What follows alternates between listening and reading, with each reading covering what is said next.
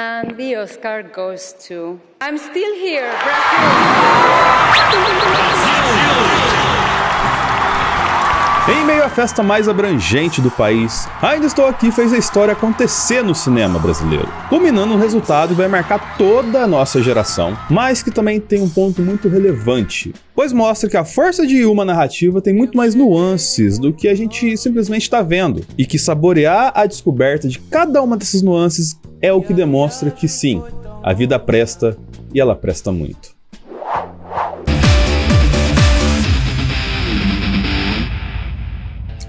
E aí galera, sejam muito bem-vindos a mais este analisador sobre a repercussão e para celebrar a vitória de melhor filme internacional para Ainda Estou Aqui. E pra gente começar a digerir como foi estar no Oscar, vencer um Oscar e todo o barulho e repercussão que trouxe pra gente. E ajuda a gente também a colocar um pezinho na realidade de que às vezes, por mais que a gente queira, por mais que seja merecido e por mais que, de fato, a gente tenha feito um trabalho muito bom, não é sempre que o modo que a gente enxerga as coisas é o modo que elas serão vistas por quem tem que avaliar o nosso trabalho. Anora?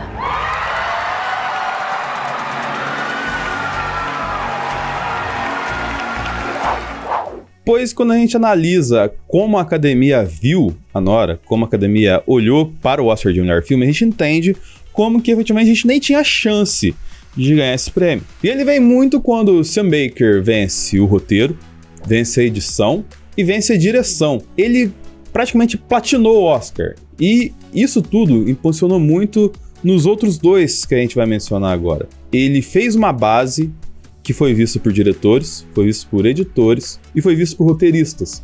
Então ele fez uma narrativa, uma campanha de Oscar que pegou 3 pontos fundamentais, e esses foram diferenciais para Anora ser o grande filme da noite. E foram 3 Oscars de fato merecidos, porque você pega o roteiro de Anora, ele tem nuances que ele começa de um jeito e que você, entre aspas, não dá tanta relevância para isso, mas que no começo do segundo ato ele te dá um tapa. Eu já expliquei isso bastante no vídeo que eu fiz sobre Anora para vocês. E tendo esse controle do roteiro, ele ainda fazer edição, ele consegue trazer mais autenticidade perante a ideia que ele teve para colocar na tela de verdade. E ele consegue amarrar tudo isso muito bem ainda dirigindo. Então, eu falo muito sendo editor, porque é minha profissão atual, que é onde eu ganho meu sustento, de que você começa a editar o vídeo na gravação. Você começa a editar o vídeo na hora que você está pensando cada take, porque você olha para o take, você olha para a atuação e você sabe aonde aquilo vai encaixar na narrativa do filme, ou do vídeo comercial, ou do Reels do Instagram. Então é muito importante quando a pessoa que vai editar está acompanhando o processo de produção de um filme, de uma série, de um comercial, bem de perto, tendo assim a noção real do que vai para a tela de verdade. E ele teve isso, e com esse triplete dele fez a história do filme Anora acontecer no Oscar de 2025. E por isso que eu falei lá atrás que tinha que ser um barulho muito gigantesco de Ainda Estou Aqui para ganhar isso. Mobilizar a internet. E a gente até tentou e daqui a pouco a gente vai falar melhor sobre isso. Mas, de verdade, o que aconteceu na noite é que essas 3 vitórias foram muito táticas assim e empurraram o filme para melhor filme no todo e empurraram também para melhor atriz numa disputa que foi muito, vamos dizer assim, concorrida. E que talvez a injustiça não tenha sido a injustiça que a gente está pensando que é. Ou melhor, se houve injustiça de verdade. And the Oscar goes to Mikey Madison. A Mikey Madison ganhou muito destaque por conta de tudo isso que eu acabei de falar sobre que a Anora gerou de barulho na indústria como um todo. E isso é muito importante, é o ponto-chave que eu gostaria que você prestasse atenção no vídeo agora, porque diz muito sobre o boom de uma narrativa, o valor, o peso e a repercussão de uma narrativa, que é basicamente o que determina o que o Oscar vai premiar e, infelizmente, o que vai acontecer na nossa vida como um cotidiano. Não se releva muito questões técnicas e táticas e de história, mas valoriza muito uma boa história bem contada, ou uma boa história que diga algo que você quer ouvir. porque a narrativa de Anora foi tão grande, tão impactante, que a atuação da Mick Madison nas suas, vamos colocar assim, montanha-russa de emoções assim, foi mais relevante pro colegiado da academia. Foi mais relevante que todas as questões que a gente falou da Fernanda segurando muita atenção na atuação, muito mais relevante que todos os fatores da Demi Moore fazendo o seu Al Pacino sensível que a gente falou e que pra gente merecia mais, mas daqui a pouco a gente vai falar melhor sobre isso. Mas por mais que a atuação da Mick Madison tenha sido assim pra conduzir a história do modo que o Sam Baker queria, ela foi uma atuação bem honesta. Ela trouxe muita autenticidade pra história que ela contar, porque ela tá em 99% das cenas do filme. Muito do sucesso de Anora passou pela Mick Madison conseguir representar bem o que o Sam Baker fez, que foi um roteiro, uma edição e uma direção extremamente competentes. E por mais que a gente, agora falando ainda estou aqui, tenha feito uma narrativa importante, relevante, trago bastante peso para tudo que a gente falou ao longo de toda essa campanha do Oscar, tanto a gente como nação, quanto a gente como cultura memética, isso foi ouvido pela academia como a gente adorou o barulho que vocês estão fazendo pra gente. Meio que eles gostaram do barulho, mas eles não entenderam a mensagem do barulho. E isso vai muito também porque eles não entendem nada de português, né? E não se preocupam em entender. Isso também é muito importante daqui a pouquinho, porque a gente vai falar de melhor filme internacional. Mas o problema de não entender o barulho do Ainda Estou Aqui não é tão grave, não é tão complexo, não é tão relevante quanto você não entender o barulho do que houve na narrativa da Demi Moore em A Substância. Porque simplesmente ela teve mais uma vez a narrativa que ela contou no filme sendo colocada à prova, porque ela foi preterida em relação a uma atriz mais jovem pela indústria americana. Então, assim, são coisas que extrapolam a nossa força, que extrapolam o que a gente tem de controle para fazer algo melhor, algo pior. O que cabe a gente é sempre fazer mais e mais, e daqui a pouquinho a gente falar melhor sobre isso. Porque o que você tem que fazer agora é curtir, compartilhar, favoritar, se inscrever, deixar o like, porque deixar o like pra gente ajuda bastante nessas narrativas que a gente conta, em trazer um conteúdo mais legal pra vocês, refinar e fazer discussões bacanas pra gente conversar sobre o cinema e fazer as mensagens que o cinema traz pra gente cada vez mais compreendidas. E você se inscrever para sempre acompanhar e dar a forcinha, clicar no sininho e ajudar a gente a refinar essas descobertas e discussões. Comentar aqui embaixo se eu estiver falando algo que você discordou, também comente aqui. Mas é importante a gente conversar sobre isso, dialogar sobre isso. E é algo que principalmente a Fernanda Torres fez muito bem, que é trazer toda a elegância, sofisticação e abordagem ao falar sobre a Mick Madison. A Fernanda foi até a Mick Madison, conversou, elogiou, deu méritos que ela de fato merecia por ter ganhado o Oscar de melhor atriz. E ela ainda colabora dizendo pra gente não fazer o vampetaço com a Mick Madison, porque ela de fato não merece isso. Ela não é a Carla Sofia Gascon. Mas o principal é que a Fernanda trouxe algo que foi muito relevante pra gente ganhar um filme internacional, que é essa questão de que o brasileiro é educado também. E o brasileiro não se esquece por onde passa de quem realmente importa e de quem, vamos dizer assim, também machuca nesse caminho. To a woman who, after a loss suffered during an authoritarian regime, decided not to bend and to resist. So this prize goes to her. Her name is Eunice Paiva.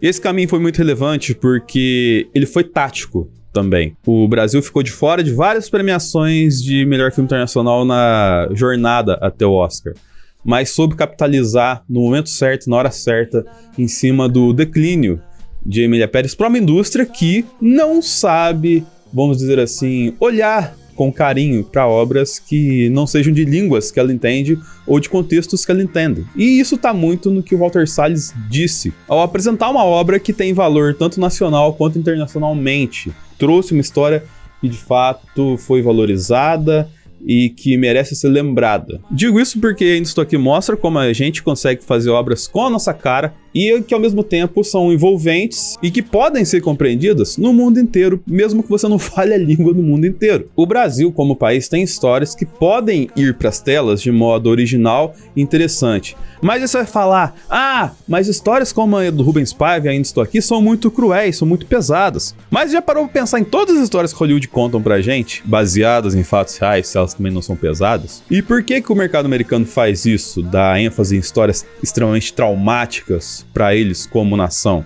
ou pra várias pessoas dessa nação? Porque essas histórias não devem ser esquecidas. Assim como a história do Rubens Paiva também não deve ser esquecida. E presta muita atenção porque isso é relevante daqui pra frente em relação ao peso de Ainda Estou Aqui. Por conta de que trazer o filme de volta trouxe vários acontecimentos que são importantes pra gente como sociedade, que vão desde processos reabertos por conta da ditadura militar, até retificação do atestado de óbito do Rubens Paiva, e chegando até casos mais, entre aspas, absurdos, como a reabertura do caso JK, que teve essa simulação feita no GTA 1 sobre o acidente, mas que também é cheio de mistérios. Você sabia que o carro foi inteiro desmontado para fazer a perícia? É esquisito isso. E todo esse peso cultural estava na cabeça do Walter Salles para produzir Ainda Estou Aqui pra gente nessa jornada de 7 anos que ele teve de produção. Só que ele esqueceu de falar porque ele perdeu o discurso de melhor filme internacional, por isso que ele colocou o óculos e não leu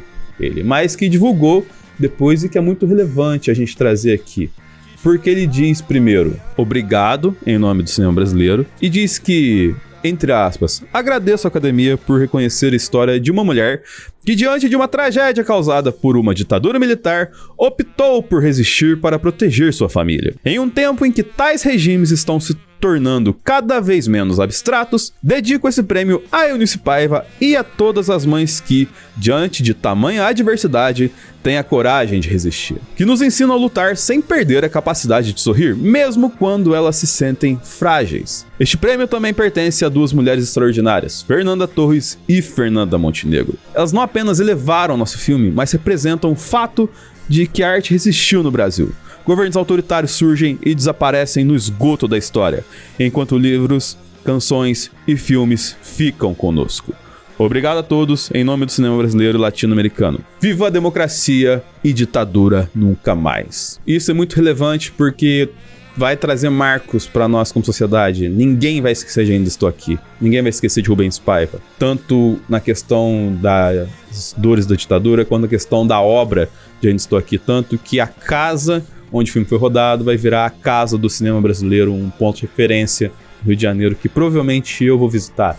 E que é muito bom viver com vocês toda essa jornada de ver o Brasil ganhar um Oscar pela primeira vez.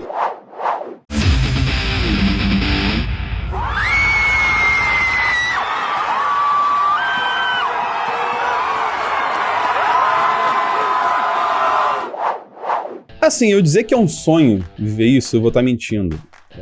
Porque tudo que acontece e o modo como o cinema nacional é, entre aspas, distante da gente, não permite tanto a gente a sonhar, a não ser que você esteja na indústria em alto nível, e esteja produzindo, e você produza de modo competitivo a ponto de ganhar um Oscar. Porque foi muito gostoso, muito bacana, e eu compartilhei isso, e eu vibrei, e eu chorei, e é tudo muito bom de se viver, porque dá orgulho, é um sentimento nosso, é um sentimento novo, e é um sentimento que a gente vai levar por gerações e gerações. Onde você estava quando Ainda Estou Aqui ganhou o Oscar? Muita gente vai dizer que estava no carnaval, muita gente estava vivendo e celebrando a vida no carnaval, muita gente simplesmente estava em casa com as pessoas que gosta e que adora compartilhar cinema e viver a vitória de um Oscar brasileiro, assim, você tem o pertencimento àquilo. Por mais que você não tenha, vamos colocar assim, muitas nuances cinematográficas na sua vida, o cinema não tenha um peso tão grande no modo como você leva a vida, você se identifica com pessoas, como as personagens que a Fernanda Torres traz pra gente. É gente do dia a dia. Então, o cinema brasileiro valorizado no Oscar é o Brasil muito autêntico pra gente, que é um Brasil de vibrar, de lutar, de nunca deixar as coisas que são totalmente desfavoráveis a gente nos abalar, mas ao mesmo tempo é um cinema que demonstra dor. Por mais que essa dor seja pesada, a gente nunca pode deixar ela de lado. Mas também é um reflexo de um cinema que tem muitas nuances e muitos problemas como um todo, que eu acho que não cabe a gente entrar nesse vídeo aqui. Acho que cabe a gente fazer um outro vídeo para conversar o que a partir de Ainda Estou Aqui a gente pode fazer legado ou tornar grandioso novamente, e é algo que eu quero discutir com vocês, abrir com vocês e conversar com vocês, porque é de fato histórico, é de fato algo que vai marcar gerações, é de fato algo que a gente não pode deixar morrer, entre aspas, só numa estatueta de Oscar. No fim da noite é só um Oscar que talvez não tivesse o valor se Emília Pérez não tivesse tido essa queda, como a gente disse nesse vídeo aqui, mas que tem muita história e muita memória, como a gente disse no próprio vídeo sobre Ainda Estou Aqui, e que eu gostaria muito que você curtisse, compartilhasse, favoritasse, analisasse e esperasse a gente até o próximo analisador para conversar mais sobre isso.